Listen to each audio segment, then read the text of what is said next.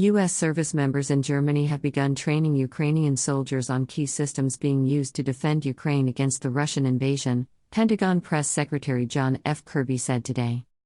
These efforts build on the initial artillery training that Ukraine's forces already have received elsewhere and also includes training on radar systems and armored vehicles that have been recently announced as part of security assistance packages, Kirby said. U.S. Army Europe and Africa is organizing the training in coordination with Germany.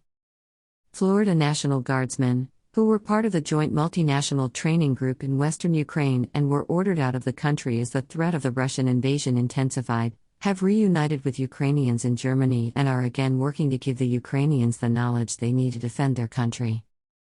The recent reunion of these Florida National Guard members with their Ukrainian colleagues, we are told, was an emotional meeting, given the strong bonds that were formed as they were living and working together before temporarily parting ways in February, Kirby said.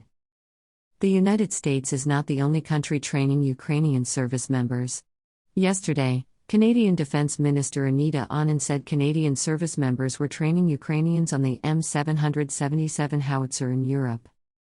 This training effort is in direct support of recent U.S. security assistance packages designed to help Ukraine win their battles today and build strength for tomorrow, Kirby said. These systems are necessary to counter Russia's new push into the Donbas region of Ukraine. This training package is just the latest in an effort that goes back to the breakup of the Soviet Union, but that intensified after Russia invaded Ukraine in 2014 and illegally annexed Crimea. We're here today talking about the Florida National Guard, he said. But as you all know, they were preceded by others of their colleagues going back over the last 8 years. That training effort has been key to Ukraine's stout defense of its capital city of Kyiv and the fight they are putting up in Donbas. The training helped transform Ukraine from a Soviet-style military to a more agile and deadly force. They have better command and control, Kirby said. They have better battlefield initiative. They have a competent non-commissioned officer corps that is empowered on the field of battle to make tactical decisions. That didn't happen by accident.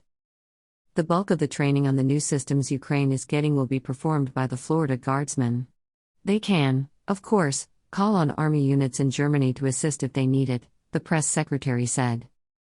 U.S. officials want to make the training useful and constructive, but not onerous, meaning the Ukrainians are fighting a war in their country and not have the time for long training classes.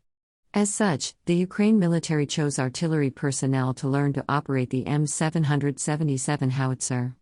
They have the background needed to operate artillery and just need to learn the peculiarities of the American system. The same is true of radar operators. While they will receive American systems, these soldiers have already learned about radar and just need to learn what buttons to push, or what pulses mean on American sets. These Ukrainian soldiers will then go back to Ukraine and teach their fellow soldiers how to use the equipment effectively. As you might imagine, these soldiers are eager to learn these new skills, but they're also eager to apply those new skills in the conflict, Kirby said. The press secretary was asked about Russian nuclear saber rattling.